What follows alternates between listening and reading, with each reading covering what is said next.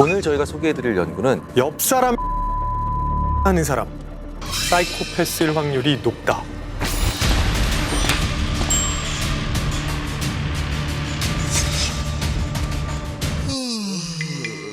자, 오늘은 이그노벨상을 아직 받진 않았지만 이그노벨상감으로 정말 충분하다, 앞으로 받을 가능성이 농후하다 하는 연구를 하나 뽑아봤습니다.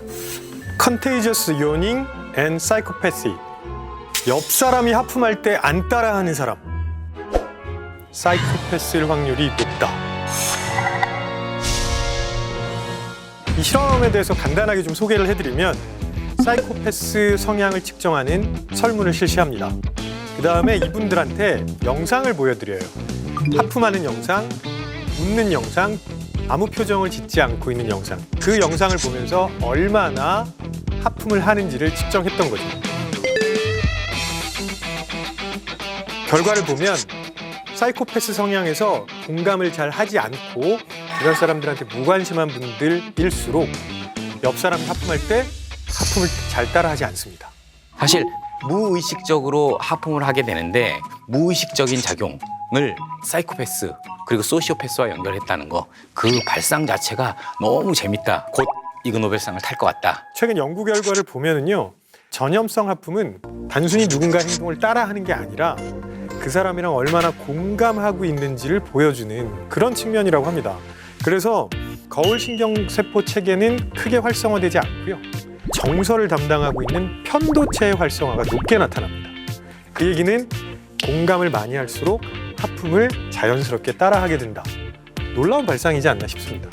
어떻게 보면은 황당한 결과라고 보실 수도 있겠지만 그만큼 공감이라고 하는 게 얼마나 사이코패스, 소시오패스 이런 쪽에서 중요하게 다뤄지는가를 알 수가 있죠. 사이코패스와 소시오패스 둘 다 반사회적 성격 장애로 진단이 될 가능성이 있습니다. 그렇다고 두 개가 아예 구별이 안 되느냐, 그런 것도 아니거든요. 사이코패스는 조금 더 선천적인 이유를 많이 드는 것 같아요. 거의 타고난다라는 연구 결과들이 대부분이고요. 소시오패스도 상당 부분 타고나지만 양육 환경, 사회적인 어떤 분위기 이런 것에 의해서 발생한다는 거, 이렇게 좀 구분을 해볼 수가 있죠. 사이코패스는 충동적입니다. 그리고 즉흥적이에요. 사용하는 단어도 좀 독특한 측면이 있어요. 기본적인 욕구에 훨씬 더 많이 초점을 맞춰요. 그래서 음식이라든가 성이라든가 은신처라든가. 그래서 사이코패스 성향을 가진 살인자들 인터뷰해보면 왜 죽였어요? 지 혼자 먹고 있더라고. 이런 반응이 많이 나오는 거예요. 상황 전혀 고려하지 않고 그냥 내 욕구를 충족시켜주지 못하는 상황이 마음에 안 드는 거죠. 그래서 아주 원시적인 수준의 언어를 사용하는 경향도 보입니다.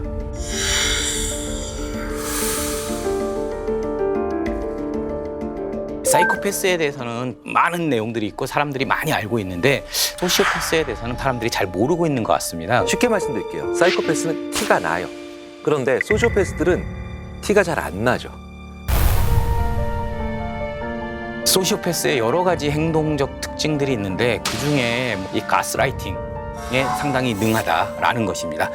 상대방을 내 맘대로 조정할 수 있는 그런 능력들, 소시오패스들이 이런 가스라이팅적 언어 사용에 상당히 능합니다.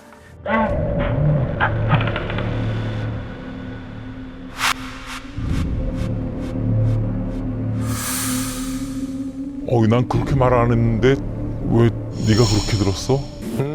농담이었어. 이런 표현들이 상당히 많이 나오고, 그다음에 다 너 잘 되라고 하는 얘기야, 이런 표현들. 그다음에 스스로의 그 불우한 가족사 이런 거에 대해서 많이 얘기를 합니다. 그래서 동정과 연민을 효과적으로 이용하려고 노력을 하고, 그리고 갑자기 잠수를 타고 이 상대방은 불안해지거든요. 그런 불안들을 계속 유발하는 그런 현상들이 상당히 많이 나타나더라라는 것이죠. 그래서 우리가 거절을 한번 해봐야 됩니다. 내가 힘들어서 더 이상 못하겠어, 이제 난 여기까지밖에 못하겠어 라고 했을 때 나를 존중한다면 아 미안해 라고 해야 되죠. 그런데 오히려 그때 더 적극적으로 나의 동정심을 불러일으키는 그런 잔재주를 부린다면 이건 굉장히 정교하면서도 질이 아주 안 좋은 소시오패스라고 봐야 됩니다. 그래서 이와 관련된 연구가 하나 있었는데 영화 속의 사이코패스, 소시오패스라고 나왔던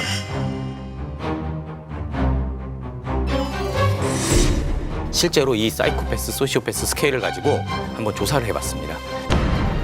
사이코패스로 대표적으로 나오는 게 조커.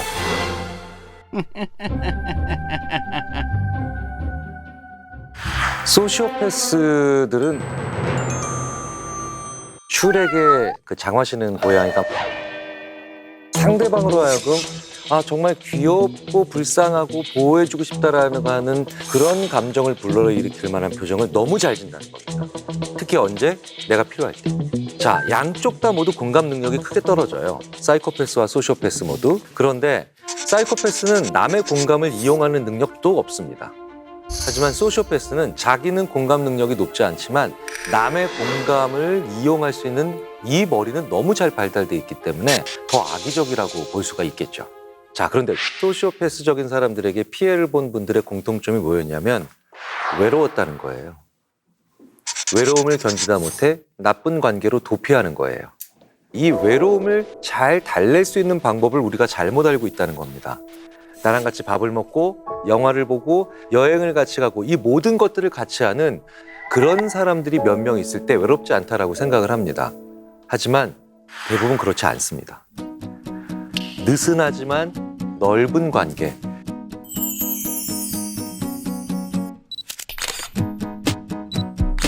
훨씬 더 정신 건강에도 좋고 나를 덜 외롭게 만든다는 게 대부분의 연구 결과와 실제 사례에서 밝혀지고 있습니다.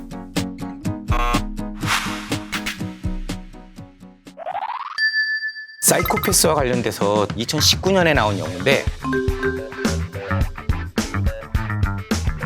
괴팍한 그리고 이 부하를 이용하는 상사 밑에서는 이 사이코패스 성향이 높은 사람들이 성과가 좋더라 하는 그런 무시무시한 연구입니다. 사실은 압박 면접도 그래서 좋지 않은 거예요.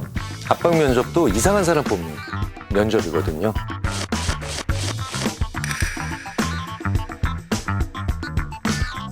사람들한테 그런 수치심을 줬을 때 그걸 아주 잘 버텨내는 사람들, 이런 경우는 그것을 좋은 사람을 뽑는 게 아니죠. 제임스 펠론 박사의 이야기인데요. 이 사람이 우연치 않게 자기 뇌를 찍었어요. 보니까 사이코패스랑 뇌가 똑같이 생긴 거예요. 본인의 어머니한테 이런 얘기를 했더니 그동안 숨기고 있었는데 우리 가게에 엄청난 살인자 7명이 있어. 사이코패스의 유전적인 소인을 가지고 있던 사람이 정상적인 삶을 어떻게 그렇게 될 수 있었느냐. 이분의 어머니가 정적 강화라는 걸 많이 사용하셨습니다. 무조건적으로 너 잘했다라고 이렇게 사랑을 주는 게 아니고요. 잘했을 때 그 행동에 대해서 긍정적인 피드백을 주는 거고요. 그렇지 않았을 때는 그런 피드백을 주지 않는 거죠. 우리는 그냥 무조건 잘했다고만 하면 될 거라고 생각하는데 그러면 안 좋은 효과가 나타날 수도 있다는 얘기입니다. 소시오패스, 사이코패스가 되는 것을 막는 방법이 공감 능력을 키우는 것이다. 공감 잘한다 이렇게 생각하는데 과연 진짜 우리가 공감을 잘하나? 헤어져서 아프다. 아 그래 아프겠구나 헤어졌으니. AI도 그렇게 얘기할 수 있습니다. 근데 인간이 할 수 있는 공감은 그걸 넘어선 공감적 개입입니다. 그러니까 나와라 술 한잔 하자.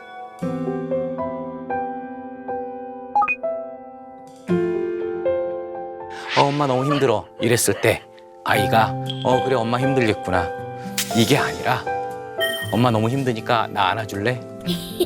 라고 해서 안아줄 수 있는 행동으로서 하게 하는 것. 이거 되게 중요한 방법이에요. 엄마들은 보통 아이들이 힘들면 아이들을 안아줘야 된다고만 생각하는데 엄마가 힘들면 표현하시라는 거죠. 엄마 힘들어. 그러니까 나도 좀 안아줘. 그랬을 때 훨씬 더 그 공감을 이 양방향적으로 경험할 수 있거든요. 그래서 그쵸. 나는 힘든 거 표현하지 않겠다 그렇게 생각하실 건 아닌 것 같아요.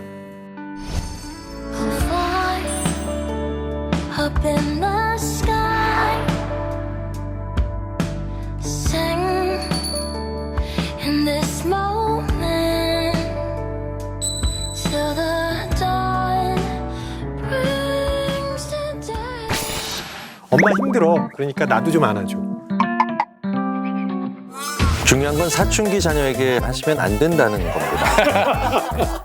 제가 사춘기 딸에게 이 방법을 구사했다가 그냥 힘들어졌습니다. 이 방법을 아빠 좀 안아주렴. 소원이다. 이그노벨상 읽어드립니다. 이런 연구를 했다고 정말? 반사회적 인격 장애로 연결될 수도 있거든요. 내가 다 한 거야. 다 내 덕이지. 이딴 연구 왜 하는 거야? 지금은 쓸모없어 보이지만 삶을 발전시키는 연구들이 될 수 있다.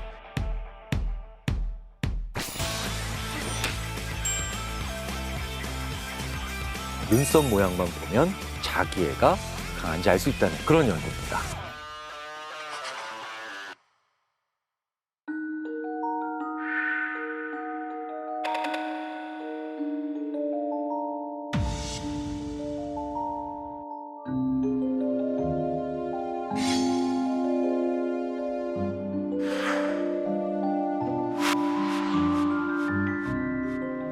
나르시시즘, 자기애라고 번역을 하죠. 자기애면 좋은 거 아니야? 나르시시즘은 내가 괜찮은 것에서 그치는 게 아니라 넌 못났어. 너희들은 열등해. 그러니까 나만 괜찮아.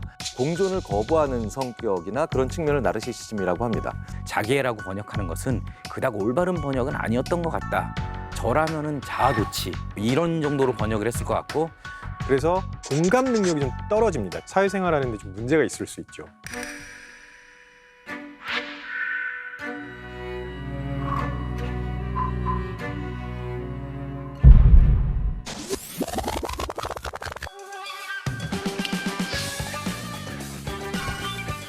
The Psychology Prize is awarded to Miranda Jacquemin and Nicholas Rule for devising a method to identify narcissists by examining their eyebrows. 눈썹이랑 나르시시즘 간의 관계가 있다는 건데 얼굴 전체 사진을 찍어서 본인의 자기애적 성향을 평가하라고 해봅니다. 그리고 그 사진을 보여주고 이 모델의 자기의 성향이 어느 정도 되는지를 평가를 하게 해요. 두 개의 점수가 얼마나 유사한지를 본 거죠. 즉 얼굴 보고 자기의 성향을 평가할 수 있었다는 거죠. 그러면 얼굴이 어딜까? 눈이냐? 눈썹이냐? 눈썹을 가리면 오히려 평가가 정확하지 않았다는 거죠. 결국은 눈썹으로 특정할 수 있었던 거죠. 눈썹과 상관이 있는 것들이 성적인 능력과 상관이 있다는 거예요. 찰스 다윈이 공작새 꼬리의 깃털이 생존에 아무런 도움이 안 되는 것 같은데 성적 선택에 이용돼서 암컷과의 교미를 돕는다는 사실이 밝혀진 겁니다. 그래서 이제 짙은 눈썹 이런 걸 보면 어때요? 후달려? 매력이 있네? 라는 정도의 생각을 여성들이 가질 수 있지 않겠느냐. 이게 바로 진화심리학에서 추정하고 있는 겁니다. 자, 그래서 그런 평가를 자주 받으면 뭡니까? 콧대가 높아지겠지, 남자가. 이거 한번 쩍 써보이소. 다음 거 안 좋아하는데. 간다. 와, 아직 개싸가지. 내가 잘났구나. 나 괜찮은가 봐. 이게 이제 계속해서 누적되니까 그게 나르시시즘까지 가는 게 아니겠느냐라는 게 이런 연구에 밑바탕에 깔려 있어요. 그렇죠. 눈썹이 도대체 어떻게 생기면 자기애적 성향이 높은 거야? 눈썹이 가까이 모여 있을수록, 진할수록, 두꺼울수록, 숱이 많을수록 훨씬 더 자기의 성향이 높다는 결과가 나왔습니다. 보게 되네요. 네. 완전히 자기의 화신이어야 되는 그런 건데. 그린 겁니다. 네. 일반적으로 봤을 때 얼굴 자체는 눈이잖아. 그러니까 우리가 이러고 하지 이거 하지 않잖아. 그렇죠. 이거 잘 보지. 네네네. 그 사람이 얼마나 자기애적 성향이 강한가, 사로잡혀 있는가를 볼 때는 눈썹이라. 그렇죠.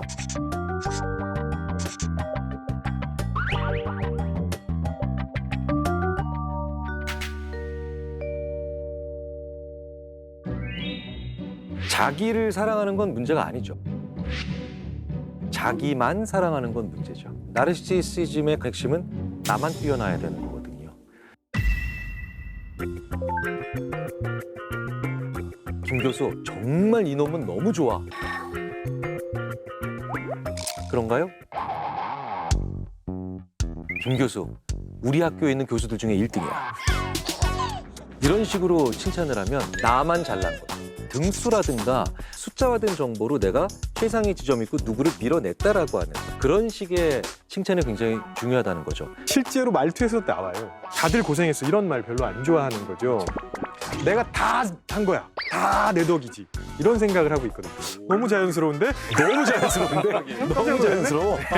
그래서 내가 다 한 거야 하고 다른 사람들의 공을 전혀 생각하지 않는 이런 특징들을 좀 보입니다. 그래서 나르시시즘에 몰입된 사람들은 진심으로 칭찬을 해도 만족하지 못하는 게 바로 랭크 개념 이런 것들이 들어가야만 만족하는 그런 특징 때문입니다. 특히 윗사람들한테 상당히 잘한다는 거죠. 그래서 이 사람이 나를 잘 보게 하는 게 나한테 상당히 중요하니까. 근데 직접적인 관계가 없는 사람들, 특히 서비스업에 종사한다든지 자기보다 직급이 낮은 사람들이라든지 이런 사람들한테는 함부로 대하는 경향들이 좀 있습니다. 겉모습으로 잘 드러나지는 않는데 자기애적 성향이 높은 분들도 있어요. 이런 분들을 내현적 자기애가 높다고 하는데 남한테 상처받는 게 극도로 불안하고 두려운 거예요. 사회적인 상황을 피하려고 하는 그런 경향도 보이게 되죠.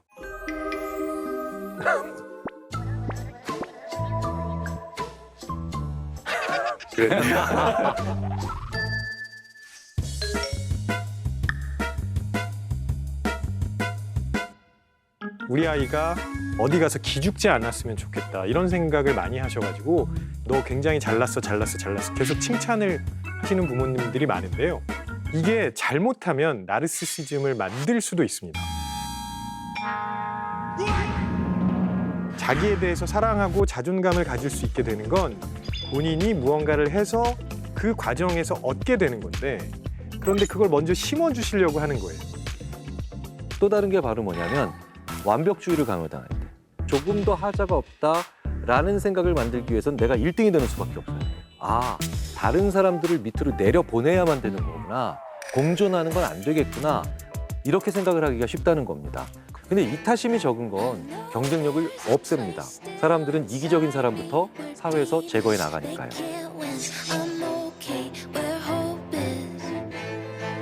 Anger is more than a feeling. It's 뭐가 필요해 하는 순간 뭔가를 주고 이런 부모님들이 네가 해달라는 거 다 해줬는데 너는 왜 그러느냐. 나중에 이렇게 생각합니다. 근데 사실은 그 해달라는 걸 즉시적으로 다 해준 거 그 자체가 문제일 수 있다. 저희 인지심리학자들뿐만 아니라 거의 모든 학자들이 21세기의 가장 중요한 역량은 이타성과 공존 능력이다. 즉시적 만족감의 지연 능력이 있어야 이타심도 가질 수 있고 그리고 기본적으로 남들과 공존이 가능하죠. 아이들한테 그냥 기다려 하면 안 되고요. 자꾸 설명을 해주시면서 보여주셔야 돼요. 부모님이 이타심을 보여주는 행동 혹은 기다리는 행동을 보여주면 아 원래 저렇게 하는 거구나. 그걸 보면서 금방 습득할 수 있거든요. 근데 말로 하시면 아이들은 이게 딱 와닿지가 않습니다. 먼저 보여주시는 게 좋지 않을까 생각합니다. 이 연구를 보고 거울로 한참을 쳐다봤습니다. 아, 나는 자기애가 얼마나 센지. 여기서 중요한 게 뭐냐면 거울을 오래 쳐다볼 수 있다는 거죠. 오래 쳐다볼 수 있다는 건 스스로 자신감이 있다는 겁니다. 보통 사람들은 그렇게 오래 쳐다보지 못하거든요. 해볼 얘기는 우리 일상생활에서 너무 중요한 끝날 때 김태형 교수님 별명은 늘 주무시는 김태형 교수. 24시간 졸고 있고 자고 있고 학회에서 늘 주무셔, 스타디 할 때 주무셔, 아마 강의할 때도 주무시지 않을까 싶어요. 지금은 쓸모없어 보이지만 혹은 이딴 연구를 왜 해 싶지만 삶을 발전시키는 연구들이 될 수 있다. 잠에 관련된 연구인데요. 우리나라가 전 세계에서 제일 안 자요. IQ가 한 6 정도 높게 나옵니다. 2014년에 이그 노벨 심리학상.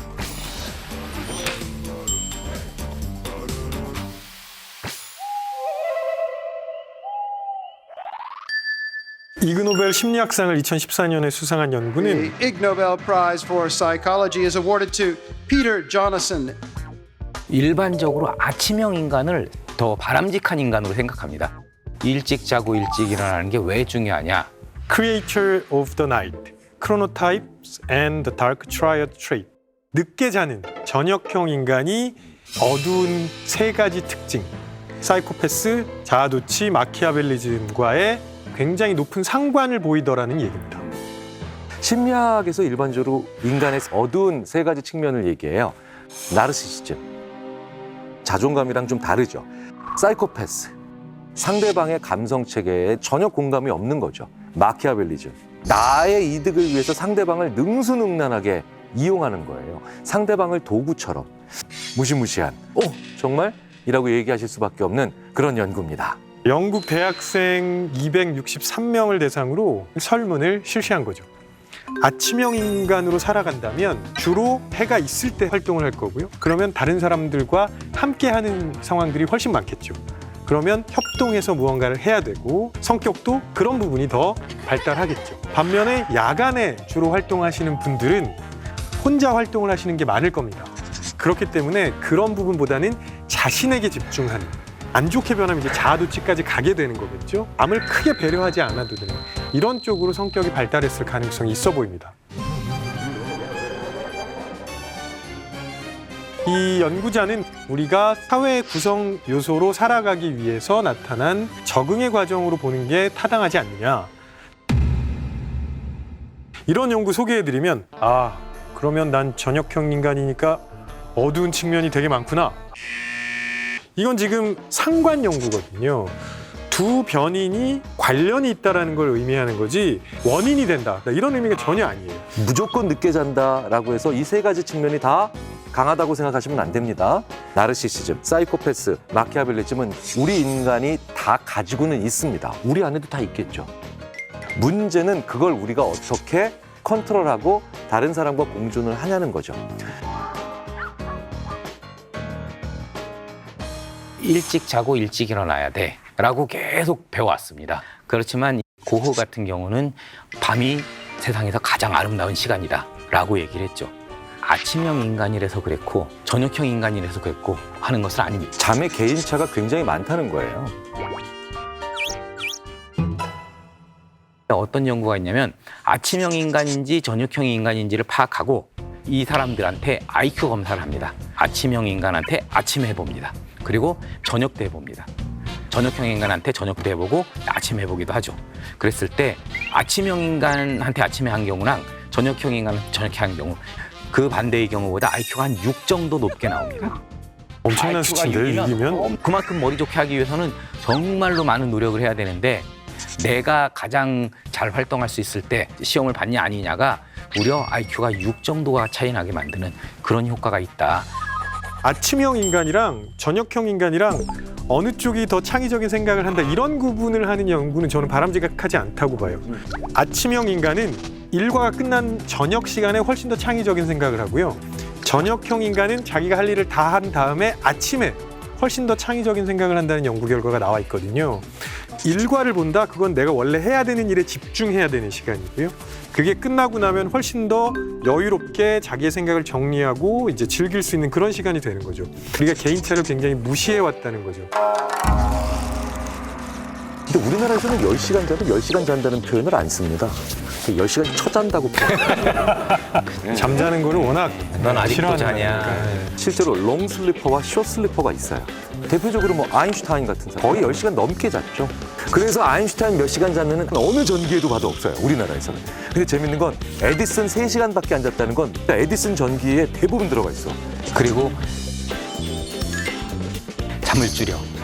잠을 줄여가 해결책이 되는 이상한 상황이 되는 거예요.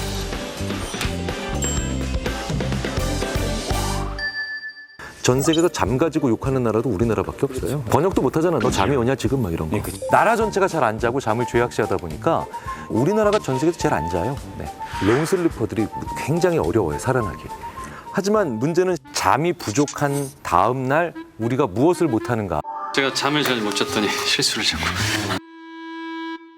잠에 대한 연구들이 공통적으로 하는 얘기가 전두엽에 해당하는 논리연산력에는 오히려 크게 영향을 미치지 않고 그런 능력은 많이 안 떨어진다. 자기의 습관, 그중에서도 나쁜 습관을 제어할 수 있는 능력이 굉장히 많이 떨어진다는 게 큰 문제라는 겁니다. 면접, 수시 입시에서 면접하는 걸 지난 8년 동안 수천 명을 살펴본 거죠. 학생들이 잠을 못 자고 와요. 자기 인생의 중요한 날이 면접이니까. 그런데 이 학생들이 준비해온 대답을 웬만큼 다 잘합니다. 그리고 교수님이 어떤 질문을 해도 내용적으로는 크게 흔들리는 학생들이 많지 않아요. 그런데 정말 많은 학생들이 교수님들 앞에서 자기 습관 하나씩을 다 보여주고 나가요.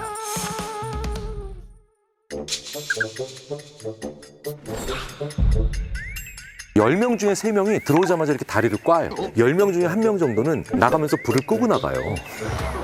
인사하고 나가는데 다시 잠궈요. 우리를 다 가둬놓는 거죠. 합격이라고 말할 때까지 안 나갈 기세로 문을 잠궈버리는. 잠이 부족하면은 우리 인간이 그 다음날 사회 속에서 자기의 습관을 제어할 수 없다는 아주 위험한 상태가 된다는 건 우리가 분명히 인식을 해야 돼요. 네. 내 노력의 결실이 더 잘 나오게 만들기 위해서 중요한 게 내가 몇 시간 자야 되는 사람이라는 걸 아는 건데 수면에 대한 일기도 필요해요. 오늘 나의 말과 기분과 행동의 점수를 한번 주십시오. 그리고 그 옆에 숫자 하나만 더 적으세요. 나 그 전날 몇 시간 잤나? 몇 시간 자야 되는지를 인식하고 있지 못한 뇌는 우리로 하여금 그 다음날을 더 대비시키는 겁니다. 나는 몇 시간 자야 되는 사람으로 태어났는가를 한번 알아내시면 내 인생에서 가장 중요한 숫자 하나를 알아내시는 게 아닐까 싶습니다. 몇 시간 잤냐 옆에 몇 시에 자서 몇 시에 깼냐. 나한테 맞는 수면 양과 적절한 수면 타이밍. 자, 그렇게 찾으신 다음에는 잠을 주무시는 공간을 구분하셔야 됩니다. 생각보다 침실에 TV 놓은 분들 많아요. 침실에 TV 치우시고 스마트폰 충전기 거실에 놓으시기 바랍니다. 네. 자고 다음날 아침에 일어나서 하시기 바랍니다. 그러면 훨씬 더 잘 잘 수 있지 않을까.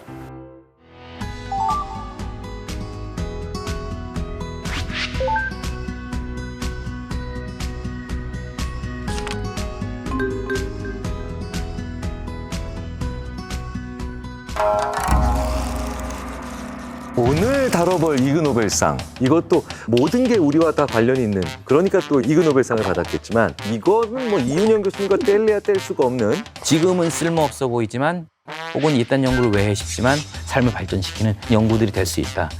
술은 마셨지만 음주운전은 안 했어. 뻥 구라라고 구라 그냥 해본 소리라고. 오늘의 주제 거짓말. 사실 거짓말은 뭘로 하나요? 눈빛으로 거짓말 안 합니다. 거짓말입니다. 말로써, 언어로써 거짓말을 합니다. 공부 많이 했어. 예. 이 거짓말이라는 행위 자체가 당황스럽네요. 공부 많이 말렸다, 말렸다. 예. 우린 그냥 넘어가요. 뭐 할 말이 없어. 2016년 이그노벨상 심리학상을 수상한 거짓말. 나이에 따라 거짓말을 정말 잘할 때가 따로 있다. 우리 항상 궁금하잖아요. 쟤는 거짓말을 잘해. 쟤는 거짓말을 못해. 친구들 오늘 저 학교 갔다 왔지? 예. 어떤 사람들은 거짓말을 잘하고 어떤 사람은 거짓말을 못하는지를 다양한 연령대의 사람들을 대상으로 살펴본 그런 연구입니다. Psychology Prize. Please welcome Bruno Verscher. A Cross-Sectional Lifespan Investigation of Deception. 거짓말을 하는데 나이에 따라서 거짓말의 능력이 차이가 있는지 없는지 1000명 이상의 참가자들 대상으로 연구를 진행했습니다. 이 연구에서는 크게 3가지를 조사했는데, 하나는 거짓말을 할 때 제일 먼저 생각해야 되는 건 진짜가 뭔지를 알아야죠. 그걸 억누르고 거짓말을 얘기해야 됩니다. 그게 바로 억제 능력, 즉 뭔가를 참는 능력을 조사를 했습니다. 그다음에 거짓말하라 그랬을 때 빠르고 정확하게 거짓말하는지, 거짓말의 유창성, 이것을 살펴봤습니다. 보통은 거짓말을 어떻게 하면 잘 탐지할까, 이런 부분에 초점을 맞춰서 연구가 진행되는데, 이 연구는 아주 재밌게도 거짓말할 때 걸리는 시간과 진실을 말할 때 걸리는 시간을 비교해서 그 차이를 보여줬다는 거죠. 저는 어떤 의미로는 이 파트가 제일 재밌다고 생각하는데, 너 하루에 몇 번이나 거짓말했어? 라고 물어봅니다. 연구 결과를 살펴보면, 일단 억제 능력을 살펴보면 아이들이 억제 능력이 제일 떨어집니다. 그리고 거짓말하는 능력이 마찬가지로 어렸을 때 가장 떨어지고, 나이가 들면서 점점 향상돼서 잘하다가 못하게 되는 U자 형태의 그래프를 취하게 된다.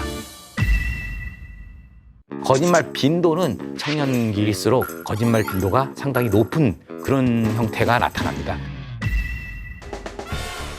왜 그럴까 한번 생각을 해보면 가장 자연스럽게 거짓말을 많이 할 수 있는 그런 시기가 아닌가. 숙제 어딨노? 친구가 책을 빌리 가가지고. 책을 빌려 갔다고.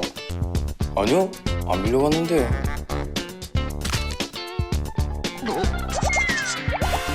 청소년기는 가장 많이 사회적으로 이렇게 감시를 받고 조금 통제를 받을 수밖에 없으니까 진실이나 실제로 일어났던 일, 실제로 안 한 일, 이런 것들을 얘기하면 처벌받을 거라고 하는 두려움이 많았을 때라서 또 그럴 수도 있겠죠. 그리고 또 한편으로 보면 아이들이 사회 속에서 나 자신을 제대로 찾아가기 시작하는 때잖아요.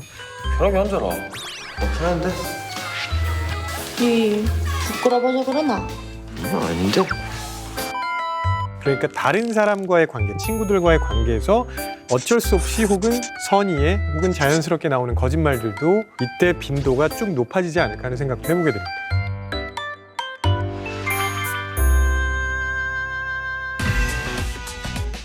도대체 사람들 왜 거짓말할까요? 진화 심리학자들이 어떤 얘기를 했냐면 거짓말이라는 것의 자체가 결국은 프로소셜한 행동의 결과이다. 우리가 사회에 어울려서 살다 보니까 어쩔 수 없이 거짓말을 할 수밖에 없게 되고 그렇게 하는 것들이 오히려 사회생활을 더 윤택하게 한다라고 이렇게 제안을 하고 있습니다. 저는 아주 간단하게 접근해봤어요. 거짓말 왜 할까? 거짓말에서 얻는 게 있을 때, 그리고 내가 잘 모를 때, 이렇게 두 개로 크게 나눌 수 있지 않을까 싶은데, 일단 거짓말에서 무언가 얻는 게 있을 때 처벌을 피하기 위해서, 무언가 보상을 얻기 위해서, 더 좋은 평가, 명성을 얻기 위해서, 뭐 이런 다양한 상황에서 거짓말을 하는데요. 내가 뭔가를 잘 몰라요. 그럴 때는 모르기 때문에 느끼는 당황함을 숨기려고, 더 나아가면 내가 모른다는 걸 좀 가리려고, 이런 때도 거짓말을 하지 않을까 싶습니다. 인간이 지적 능력이 굉장히 뛰어나서 존재하지 않고 사실로 일어나지 않았던 것을 얼마든지 가정하고 뭔가 얘기를 진행시키는 능력이 있죠. 그래서 그걸 발달 심리학이나 인지 발달 분야에서 판타지를 생산해내고 심지어 소비한다, 아이들이 이렇게 얘기합니다. 그런데 대부분 이게 판타지를 그려내기도 하고 그다음에 말하기도 하고 즐거워하기도 하는 시기와 아이들이 첫 거짓말을 하는 시기가 대부분 일치합니다. 그러니까 무슨 얘기냐면 거짓말도 인간에게 볼 수 있는 굉장히 정교한 인지 과정이라고 마찬가지로 볼 수 있는 거죠. 재밌는 건 거짓말이 굉장히 중노동이에요. 뇌에서 존재하지 않은 사건들을 계속 연결해서 붙이고 심지어는 일어나는 사건을 억누르고 다른 얘기를 해야 되기 때문에 에너지가 많이 소모될 수밖에 없죠. 자, 그런데 많은 에너지가 소모가 된 상태에서 사람들이 보이는 행동, 자기의 습관을 자제할 수 없다는 거, 자제력을 상실한다는 게 일반적이죠. 애리조나 대학의 애니타 켈리 교수가 한 연구예요. 거짓말과 건강에 관련된 연구인데 건강 지표에서 거짓말한 그룹이 지표들이 안 좋아요. 거짓말을 하려면 분명히 진실을 억제해야 되죠. 그 진실을 억제하는 억제 기제가 어떻게 진실만 억제할 수 있냐는 거예요. 우리가 이전 이그 노벨상 연구에서 이미 봤잖아요. 억제가 전이 된다. 소변 연구에서 나왔었죠. 소변을 참는 것이 다른 걸 억제하는 데도 도움이 된다. 즉 참을성이 넓게 퍼지더라라는 상당히 재미난 얘기죠. 그러니까 다른 신체를 원활하게 돌아가게 만드는 기능 자체도 결국 억제하는, 그러니까 거짓말은 기본적으로 건강에 좋은 건 아니다라는 또 결론들이 있죠. 거짓말을 할 때 흔히 일반적으로 나타나는 특징들이 뭐냐면 불필요한 행동들이 증가한다는 거죠. 우리가 보통 거짓말을 하지 않을 때는 상대방 눈 보면서 자연스럽게 얘기를 하는데 거짓말할 때는 시선이 막 왔다 갔다 합니다. 방금 자리가 났네? 야, 니들이 운이 좋다. 응? 얼른 들어가. 자리 또 바로 찬다. 남자들이 거짓말할 때랑 여자들이 거짓말할 때랑 조금 차이가 있습니다. 남자들은 거짓말을 할 때 내 거짓말을 지지할 수 있는 실제로 있지도 않은 증거들을 자꾸 끌어모으는 거예요. 그래서 자꾸 말이 길어집니다. 반면에 여성들은 오히려 말이 짧아지는 그런 경향이 나타납니다. 텍사스 대학의 언어 분석하는 페니벨크 교수가 굉장히 재미있는 논문을 몇 해 전에 썼어요. 논문 제목이 Are Women Really Talkative Than Men? 정말 여성들은 남자들보다 수다스러울까? 그러니까 다 합치면 하루에 말하는 단어의 수는 실제로 남성이 오히려 살짝 더 많아요. 근데 재밌는 건 여성들은 아침부터 밤에 잠들 때까지 매 시간대마다 거의 말하는 그 양이 비슷해. 근데 남성들은요, 원하는 게 생기면 그렇죠. 그때 말이 폭발적으로 증가하고 필요가 없어지면 훅 줄어들어. 목적이 생길 때 남자들이 많아진 거죠. 근데 남자들이 거짓말할 때는 강한 목적을 가지고 있을 때죠. 그러니까 남자들은 목적이 생겼을 때 말이 많아진다, 남자들은 거짓말할 때 말이 많아진다, 같은 선상에서 볼 수가 있겠죠. 심리학 전공한다 그러면 많은 분들이 그래서 거짓말 어떻게 하면 찾을 수 있어? 이런 질문 많이 하세요. 심리학자들도 잘 모릅니다. 그리고 거짓말을 몇 개의 단서로 탐지한다는 건 불가능하다. 그럼에도 불구하고 우리가 상대방의 거짓말에 당할 수 있는 확률을 조금이라도 낮춰보려면 나의 오감을 다 온전히 쓸 수 있는 조용한 곳에서 차분히 그 사람과 대화하시는 게 거짓말하고 있는지 아닌지를 알아볼 수 있는 오히려 가장 유일한 방법일 수도 있을 거라는 거죠. 거기 한 가지 더 생각을 하면 어려운 말들과 거기에 더해서 숫자 정보. 게다가 내가 그걸 잘 모르는 분야야. 그러면 한 발 떨어져서 생각해 볼 그럴 필요가 있습니다. 자칫하다가 거기에 그대로 빨려 들어가는 그런 일이 있을 수 있다. 이런 생각이 듭니다.